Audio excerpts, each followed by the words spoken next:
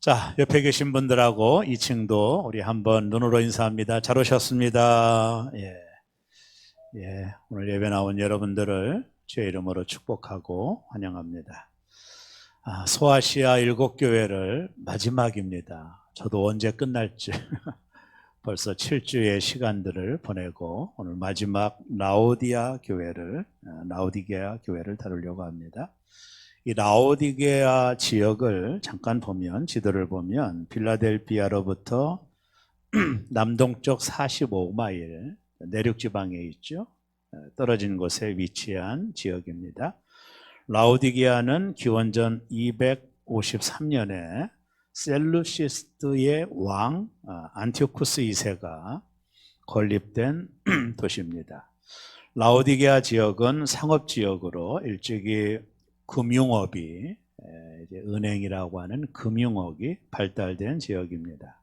한마디로 말하면 이 지역은 돈이 아주 많은 지역이었습니다.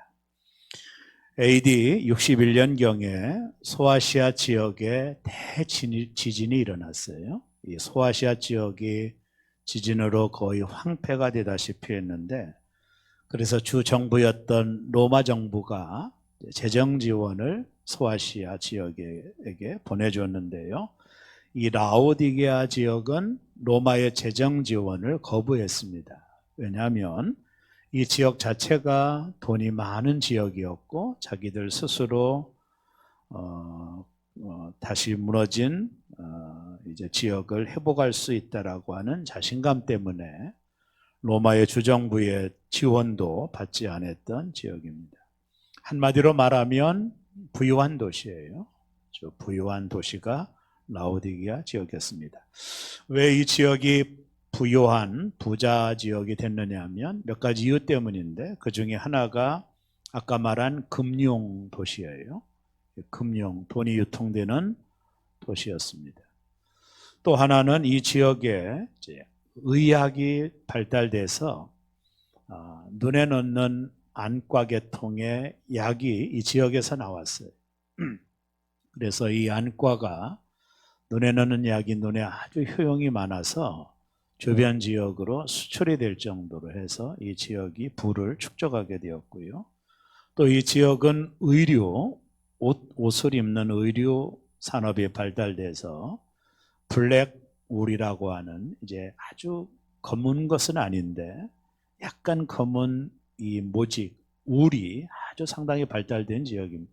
이 지역에서만 생산되는 의류였습니다. 그래서 이 의류가 인기가 있어서 주변 지역에 수출이 되므로 이 지역 사람들이 상당한 부를 축적하게 되었습니다.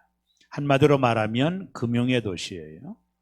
아마 요즘 말로 말하면 싱가포르 같은 지역입니다. 실은요. 금융의 도시고, 또 의료 산업이 발달된 안과, 눈에 넣는 약을 개발한 지역이에요. 철학자 아리스토텔레스도 이 지역에 그 눈에 넣는 약이 유명한 얘기를 그의 책에서 언급할 정도니까. 그리고 이 지역은 특별히 의료 산업이 발달돼서 좋은 옷을 입고 살아가는 사람들이 많은 소위 부자 지역입니다. 이 지역에 라오디게아 교회가 설립이 됐습니다. 이 라오디게아 교회는 이 지역의 특성에 따라 외부적인 핍박도 없었습니다. 또 유대인의 핍박도 언급되어 있지 않아요. 한마디로 말하면 다른 그 지역처럼 이단 사상이 들어온다든가 이세벨 같은 사악한 여선지자들이 있는 것도 아니고, 어떻게 보면 신앙생활하기에 최적의 장소입니다. 고난도 없고 안전적이고, 성도들은 상당히 부유했습니다. 특별히 이 자료들을 연구하다 보면 이 성도들 멤버십 가운데 금융업계의 큰 손들도 있었고, 그리고 의료 산업을 통해서 부를 축적한 사람들, 소위 사장들이 교회 안에 있었어요. 또 안과를 이제 의료 산업에 종사하는 사람들도 교인들 멤버십 가운데 있었습니다. 한마디로 말하면 이 라오디게아 교회는 아주 물질적으로도 풍성했던 교회입니다. 부족함이 하나도 없는 교회예요. 외부의 핍박도 없죠. 또 자본력이 있어서 교회도 아마 부를 누렸다라고 생각을 합니다. 그런데 라오디아 교회의 영적 상태가 얼마나 나빴는지, 이거는 외적인 거고요. 영적 상태가 얼마나 나빴던지 주님은 이 교회에게 한마디의 칭찬도 없으셨습니다. 이건 아주 유일한 교회입니다. 다른 교회는 뭐 잘못하면 잘한 것도 있다라고 주님이 칭찬했는데 이 라오디아 교회는 한마디의 칭찬도 없었습니다. 어떻게 보면 아무런 부족함이 없었던 교회였고, 그리고 걱정과 염려가 없었던 교회였고, 그래서 신앙생활하기에 아주 좋은 환경들을 가지고 있는 교회였지만 주님은 이 교회에게 한마디의 칭찬도 하지 않으셨습니다. 유일한 소아시아 7교회 중에 유일한 교회입니다. 이들의 신앙의 모습을 오늘 계시록 3장 15절에서 주님이 말씀하셨는데요. 내가 내 행위를 아노니 내가 차지도 아니하고 뜨겁지도 아니하도다. 내가 차든지 뜨겁든지 하기를 원하노라. 이 라오디아 교회 성도들의 영적 상태를 주님이 지적하시기를 차든지 뜨겁든지 하기를 원한다. 이렇게 주님이 지적하셨어요. 이 말을 좀 더 쉬운 말로 표현하면 이 라오디아 교회 성도들의 믿음이 미지근했다라는 것, 뜨겁지도 않고 차지도 않다라고 하는 것은 미지근한 거거든요. 이들의 신앙의 상태가 미지근한 신앙을 가지고 있었다고 주님이 책망을 하고 계시는 거예요. 왜 주님께서 이런 표현을 쓰셨느냐 하면 이 라오디아 교회가 어떤 지역인지를 알면 이해가 돼요. 이 라오디아 교회는 금융의 메카죠. 또 의류 산업이 발달된 곳입니다.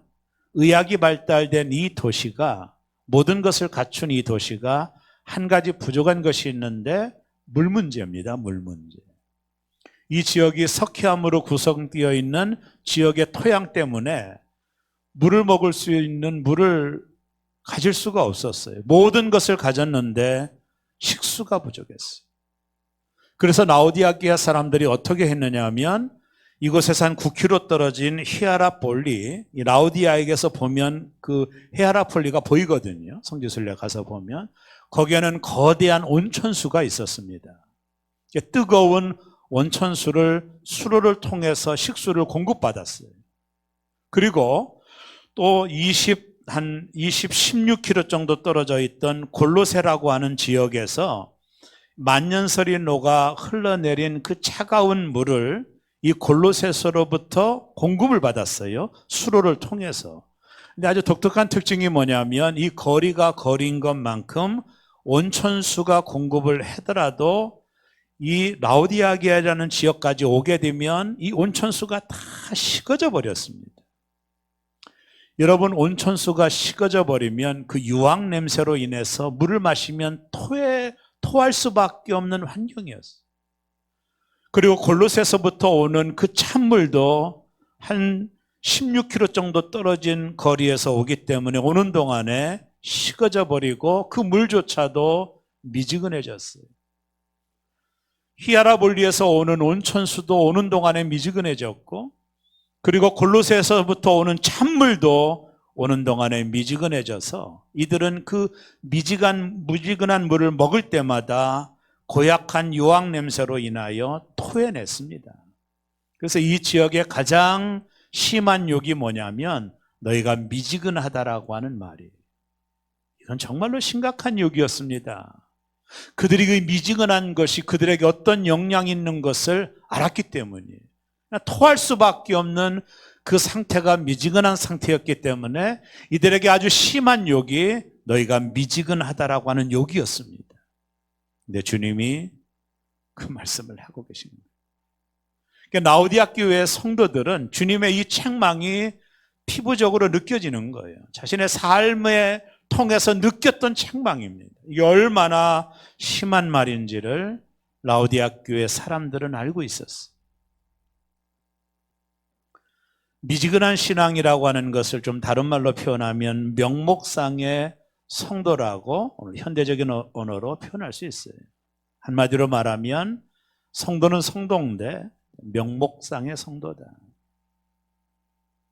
교회는 나오고 하나님을 찾는 그런 일은 변함이 없지만 이렇게 모든 것들이 명목상이라는 거죠.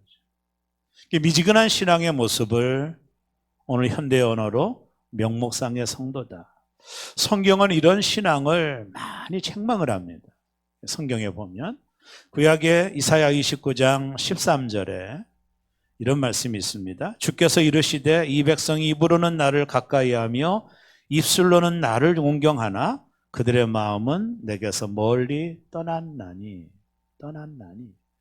입으로는 하나님을 믿는다 하지만, 입으로는 하나님을 공경하지만 그들의 마음은 내게서 멀리 떠나 있다라고 말했습니다. 이게 소위 미지근한 신앙이요 명목상의 성도의 모습을 보여주고 있는 거예요. 예레미야 12장 2절에도 보면 이스라엘 백성을 향하여 그들의 입은 주께 가까우나 그들의 마음은 머니이다.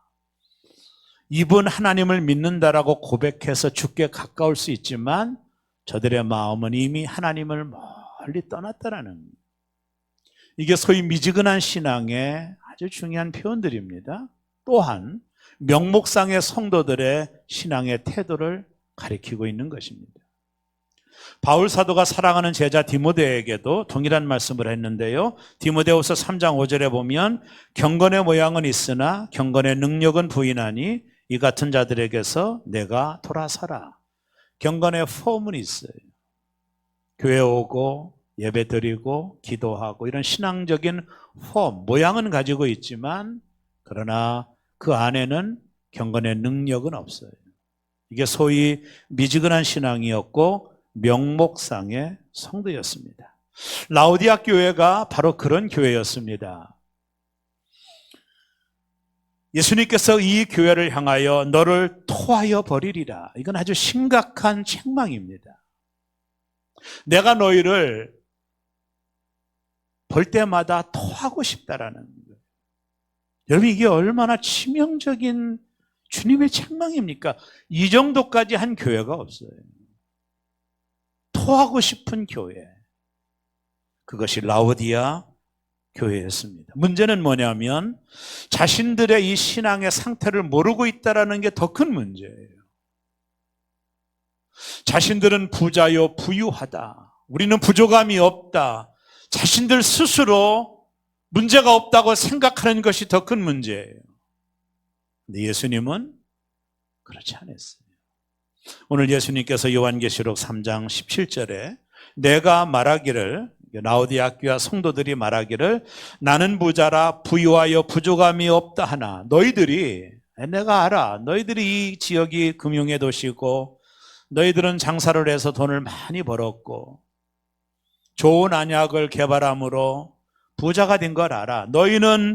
너희가 그래서 나는 부자라 부유하여 부족한 것이 없다고 말하지만 내가 너희를 볼 때 내 곤고한 것과 가련한 것과 가난한 것과 눈먼 것과 벌거벗은 것을 알지 못하는 거다.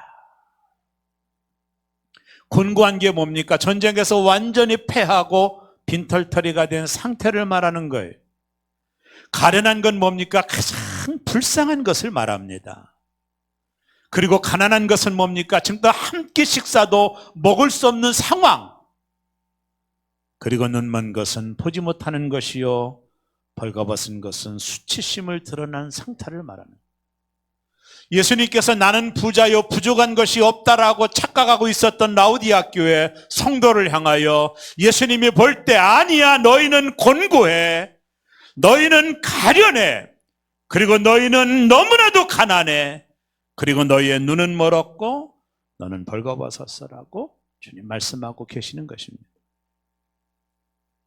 한 주간 라오디아 교회를 연구하면서 자꾸 한국 교회가 오버랩됩니다. 제 속에. 우리나라는 8.15 광복 이후 세계에서 가장 가난한 빈국이었습니다.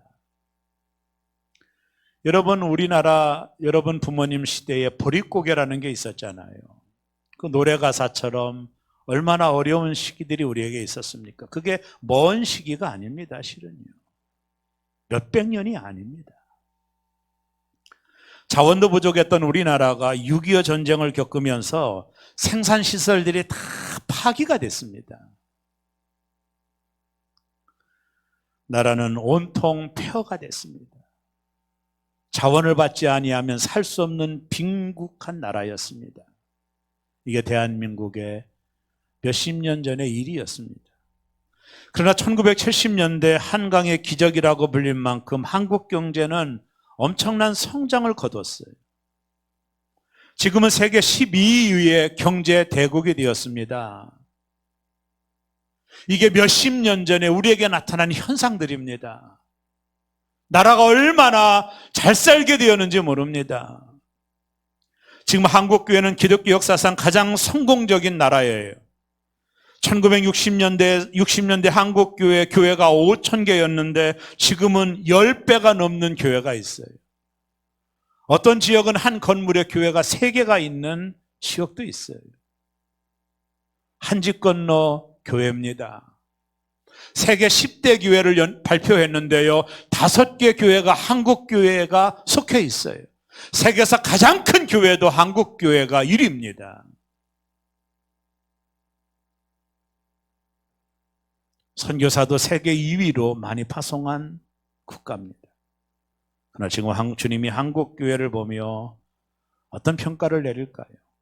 내가 부자라 부유하여 부족한 것이 없다 하나 내가 볼 때 너희는 곤고하고 가련하고 가난하고 눈이 멀고 벌거벗었다라고 주님이 말하는 것 같은 음성을 듣게 되는 것입니다. 과거 50년, 60년대, 70년대 한국교회는 마치 적은 능력으로 주님의 말씀을 지키고 주님을 배반하지 않았던 필라델피아 교회 같았습니다. 저도 또렷이 기억이 납니다. 그때 한국교회는 가마니를 깔고 그 위에 밤새 성도들이 기도했습니다. 그때 한국교회는 너무 가난했습니다. 먹고 사는 것이 실제였습니다. 그래서 하나님 앞에 눈물로 기도했습니다. 하나님, 한 끼 먹을 양식을 달라고 하나님 앞에 간절히 기도했습니다. 그때 한국교회는 순수했습니다. 교회 가면 항상 기도 소리가 들려왔고 저녁에는 철회하는 분들이 인산인해를 이루었고 어느 교회에서 부흥회한다면 모든 성도들이 가서 은혜를 받는 열정이 있었습니다. 눈물의 기도가 있었고 성도들의 열심과 열정은 필라델피아 교회 같았던 한국 교회였습니다. 이후 나라는 경제적으로 잘 사는 나라가 되었고 그로 인해 한국 교회도 부유해지기 시작했습니다. 교회마다 대형 예배당을 세우고 묘지를 위해 땅을 사고 산골 깊은 곳에 기도원을 세웠습니다. 한국교회는 경제적으로 부족함이 없었습니다. 한국교회는 이렇게 생각하고 있었습니다. 나는 부자라 부유하여 부족한 것이 없다. 한국교회는 주님이 그토록 경계하시던 물질을 추구하기 시작했습니다. 한국교회가 지금 사람들로부터 지탄을 받는 이유는 한국교회가 하나님의 자리에 물질을 올려놓고 만모니즘에 빠졌기 때문입니다. 교회는 어느덧 기업이 되어버리고 말았습니다. 지금 한국교회는 라오디오 교회와 너무나도 닮아 있습니다. 우리 각자가 교회입니다. 주님은 우리 각자에게 내가 내 행위를 아노니 내가 차지도 아니하고 뜨겁지도 아니하도다. 내가 부자여 부유하다 하나 너는 곤고하고 가련하고 가난하고 눈 멀고 벌거벗었다라고 말씀하십니다. 이 주님의 말씀에 교회인 여러분들은 아니라고 할 수 있으시겠습니까? 지금 한국교회는 라오디아 교회와 너무나도 닮아 있습니다. 어떻게 해야 될까요? 라오디아 교회에게 주신 주님의 충고의 말씀을 우리는 아프지만 들어야 됩니다. 첫째, 불로 연단한 금을 사라고 하셨습니다. 예수님은 라오디아 교회에게 3가지 처방을 주셨어요. 아프지만 우리가 들어야 됩니다. 불로 연단한 금을 사서 부유해지라는 거예요. 누구에게? 예수님에게 사라는 거예요. 이 사라고 하는 이 표현이 헬라어 단어를 보면 이게 유통에 쓰는 단어예요. 라우디아 교회 지역이 수많은 물건을 파는 유통 구조가 잘 갖춰져 있는 지역이었어요. 눈약도 팔아야 되죠. 블랙몰이라고 하는 울이라고 하는 그 좋은 옷감도 팔아야 되죠. 그러니까 상업적인 도시예요. 주님이 그것을 아시고 이제 너희가 나와 거래하자라는 거예요. 내게서 너희가 이제 살 것이 있다라는 거예요. 다른 사람들에게 사지 말고 내게서 와서 살 수 없겠니? 그 세 가지를 너희가 사라고 상업적인 용어를 쓰고 있는 거예요. 그 중에 하나가 불로 연단한 금입니다. 오늘 우리가 읽은 18절을 봐요. 내가 너희를 권하노니 내게서 불로 연단한 금을 사서 부유하게 하고. 금은 뭘 의미합니까? 영적으로 금은 뭘 의미합니까? 베드로전서 1장 7절을 보세요. 너의 믿음의 확실함은 불로 연단하여도 없어질 금보다 더 귀하여. 금은 뭐죠? 바로 믿음입니다. 페이스 믿음입니다. 바로 믿음을 의미합니다. 여러분, 금이 어떻게 정제되는지 아십니까? 원석을 가지고 2000도가 넘는 용광로에 집어넣으면 모든 불순물들이 제거되고 정금인 순금이 나옵니다. 불로 연단한 금을 사라고 하는 것은 너희가 하나님 앞에서 고난을 피하지 말라라는 것입니다. 너희가 고난의 용광로를 통과하지 않고는 그 금을 살 수가 없다라는 거예요. 라우디아 교회는 부자였습니다. 편안했습니다. 기도하지 않아도 살 수 있는 사람들이었습니다. 그들의 안임과 그들의 편안함과 세속적인 열망과 이 모든 것들을 주님을 필요로 하지 않았습니다. 굳이 그들은 고난을 선택하지 않아도 살 수가 있었던 자들이었습니다. 그러니 저들의 믿음이 그럴수록 점점 미지근해졌고 주님이 토해내고 싶을 정도로 저들의 믿음이 변해버리고 말았습니다. 주님이 말씀합니다. 고난을 택하라는 거예요. 불로 연단된 금을 사서 가난한 너희가 영적으로 부유해지라는 거예요.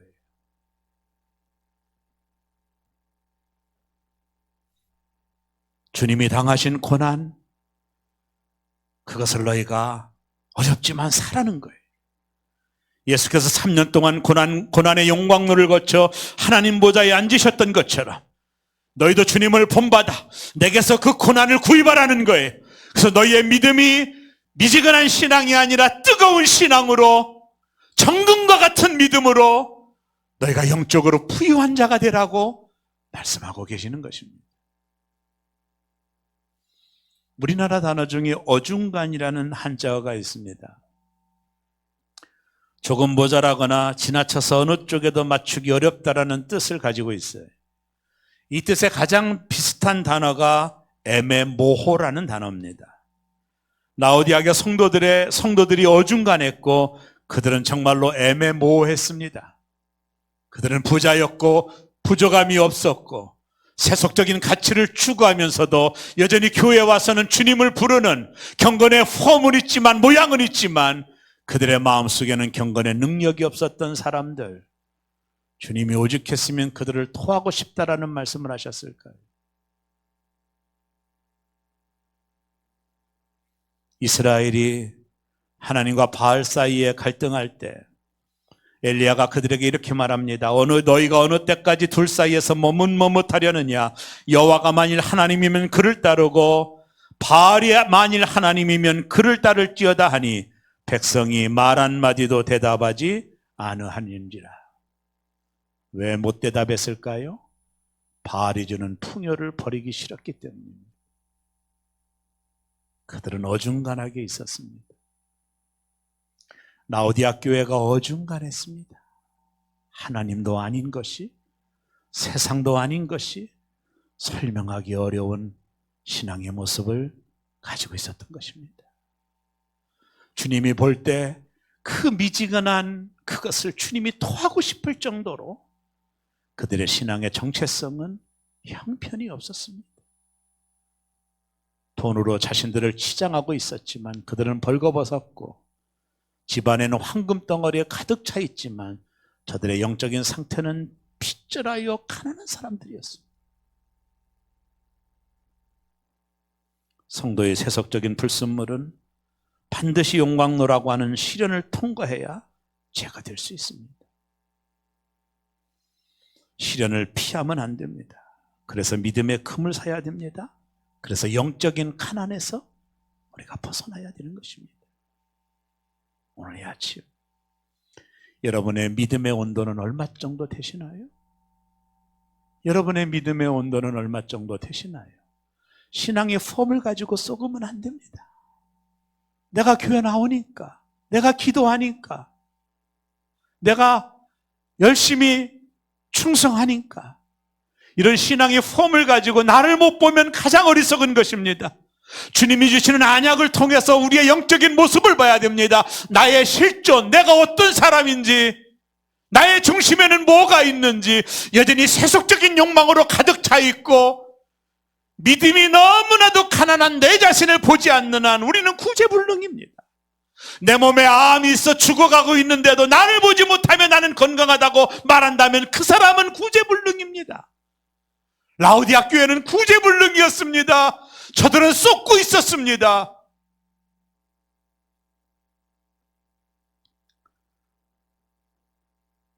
그들은 금이 필요했어요. 세상적인 금이 아닙니다. 믿음의 금 말입니다. 그들은 영적으로 너무나도 가난했어요. 그 믿음의 금을 사라는 거예요. 두 번째 처방이 뭐예요? 흰옷을 사서 입으라는 것입니다. 흰옷은 누구에게서 사라고 했죠? 예수님에게서 사라는 거예요. 예수께서 변화산에서 그의 옷이 해같이 휘어졌다 하셨죠?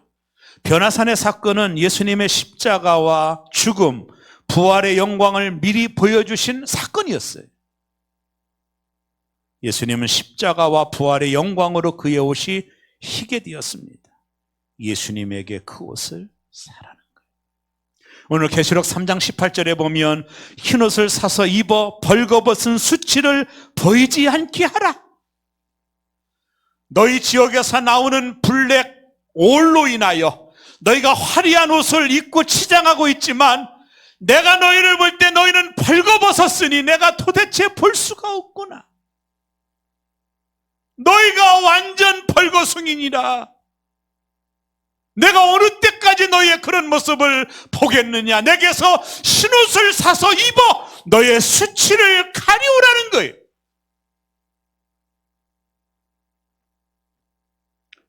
흰옷을 사려면 예수님이 십자가를 지고 걸어가신 그 길을 우리도 걸어야 된다는 의미입니다. 그렇게 될 때 부활의 영광으로 흰옷 입은 자들이 된다는 거예요. 라오디아 교회 성도들은 주님이 지라신 십자가를 피했어요. 왜요? 필요 없었어요. 부자요, 부족한 것이 없다라고 생각했어요. 그들에게 십자가는 의미가 없어요. 부족한 것이 없으니까, 만족하니까, 하나님이 필요 없으니까. 아마 이 교회는 새벽 예배가 없었을 거예요. 왜요? 기도 없이도 살 수 있으니까. 여러분 하나님의 도움이 없이 살 수 있다면 여러분은 라오디아 교회 성도와 똑같은 겁니다. 왜요? 나는 부족함이 없는데, 나는 부자인데 하나님께 기도할 필요가 뭐가 있어?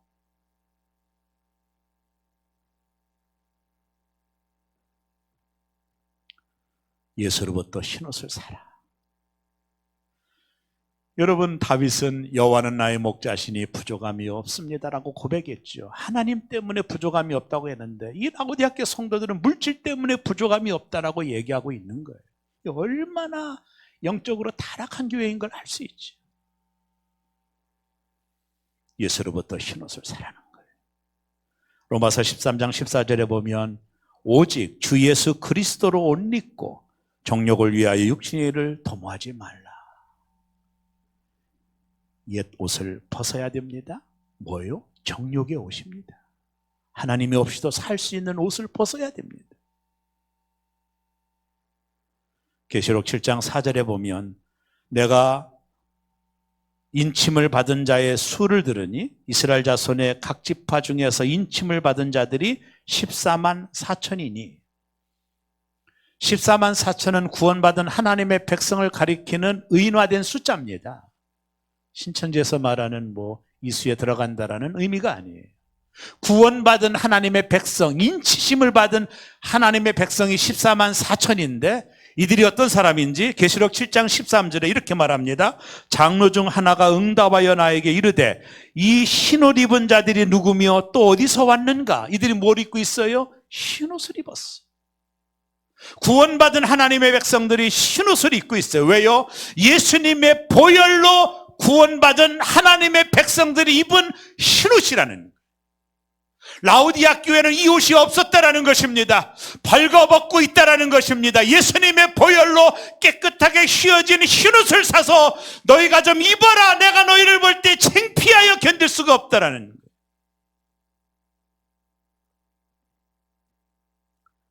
마지막 세 번째는 안약을 사서 눈에 발라 보게 하라는 것입니다.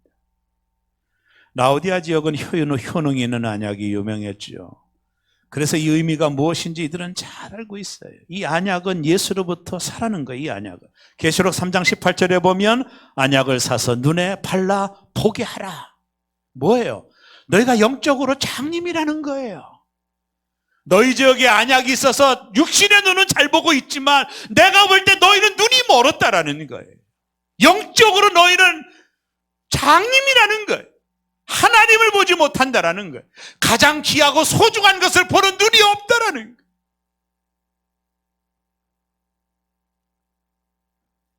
라오디아 교회는 육신의 눈은 좋은 안약으로 건강했지만 영적인 눈이 멀어져 있습니다. 인체의 장기 중에 눈의 역할이 가장 중요하지 않습니까? 그러나 육신의 눈보다 더 중요한 것은 영적인 눈입니다. 영안이 열려야 영원한 나라를 볼 수 있는 거예요. 영안이 열려라 내가 어떤 사람인지를 볼 수 있는 거예요. 그게 닫혀버리니까 저들은 스스로 착각하고 있었던 것입니다. 나의 실존을 못 보고 있는 거예요. 라오디아 교회는 값나가는 금은 많았지만 영적으로 그들은 가난했습니다. 세상적으로 좋은 옷을 입고 다녔지만 영적으로 그들은 벌거벗은 사람들이었습니다. 그들은 좋은 안약이 있어 눈은 잘 보았지만 영적으로 그들은 소경이었습니다. 예수님은 그들에게 나에게서 금을 사고 흰옷을 사고 빛의 안약을 사라 말씀하셨습니다. 그러면서 주님은 사랑하는 자를 책망하여 징계하노니 그러므로 내가 열심을 내라 회개하라. 마지막 주님이 그들에게 기회를 주고 계십니다. 열심을 내고 회개해서 믿음을 사고 흰옷을 사서 안약을 사서 영안이 열리는 자가 되라. 그리고 마지막 주님의 말씀이 20절에 나옵니다. 볼지어다 내가 문 밖에 서서 두드리노니 누구든지 내 음성을 듣고 문을 열면 내가 그에게로 들어가 그와 더불어 먹고 그는 나와 더불어 먹으리라. 이 본문을 헬라어 시제를 가지고 보면 아주 특별한 것들이 발견이 됩니다. 여기 서서라는 말이 현재 완료형이고 두드리론이라는 말이 현재형입니다. 쉽게 말하면 예수님께서 오래전부터 문 밖에 서 계셨다라는 거예요. 라오디아 교회는 사람이 주인이었어요. 라오디아 교회는 주님을 오래전부터 문 밖에 세워놓았던 교회예요. 주님을 필요로 하지 않았던 교회예요. 왜? 나는 부유하고 부족함이 없다고 생각했던 교회예요. 그런 라오디아 교회를 향하여 주님이 오래전부터 문 밖에 서서 문을 두드리고 있었던 것입니다. 왜요? 이 문은 안에서만 열 수 있거든요. 라오디아 교회를 포기하지 않는 주님의 사랑이 담겨져 있는 표현입니다. 너희가 마음의 문을 열면 내가 너에게로 들어가 먹고 그는 나와 더불어 먹으리라. 이것이 라오디아 교회를 향한 주님의 간절한 바람이었어요. 여기 먹다라고 하는 단어가 헬라 사람들은 세 가지 식사가 있어요. 하나가 아크라티스마라고 하는 식사는요, 아침 식사인데요, 빵을 포도주에 찍어 먹는 아주 간단한 식사예요. 점심을 아리스톤이라고 말하는데 이 말은 도시락을 말합니다. 아침보다는 조금 양이 많은 도시락을 말하고, 저녁을 테이프논이라는 단어를 써요. 이게 뭐냐면 말 그대로 오랫동안 식사하는 식사를 말하는 거예요. 여기 먹고라는 단어를 예수님은 테이프논이라는 단어를 썼어요. 잠깐 먹는 식사가 아니라 내가 너희와 오랫동안 식탁 교제를 하고 싶다는 거예요.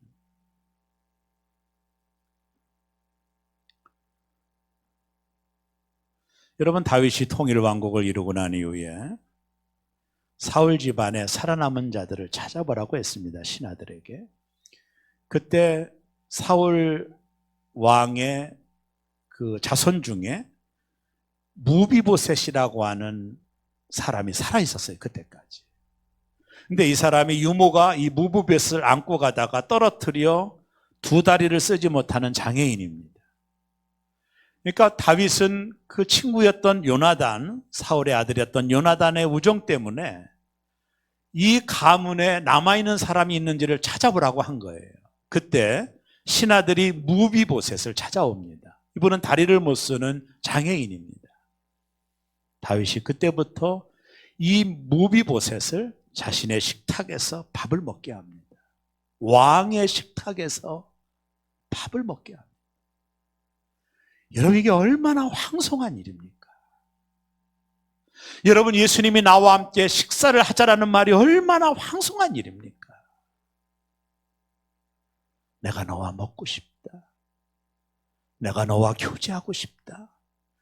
여러분, 이게 얼마나 황송한 말입니까? 하나님이신 그분이. 주님은 라오디아 교회 성도들의 문을 두드렸어요. 그리고 우리의 문을 두드립니다. 이제 우리는 우리의 마음 문을 열어드려야 됩니다.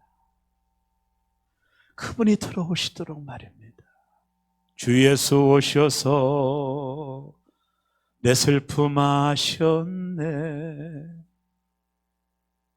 내 마음에 주님이 오시도록.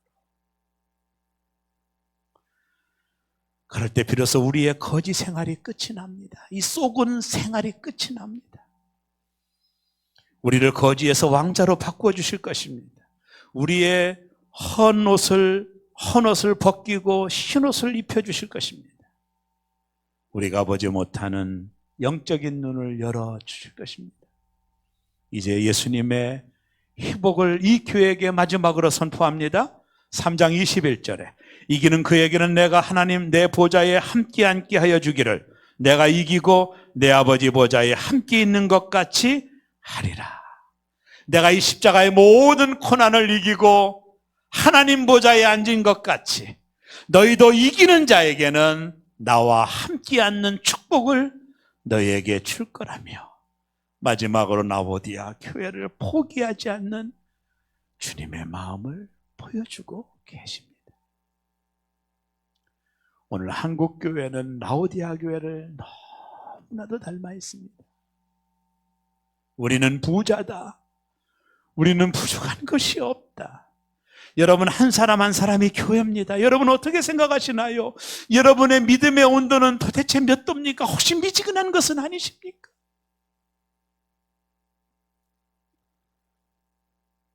불로 연단된 금을 사야 됩니다. 그래서 여러분들은 부유해져야 됩니다.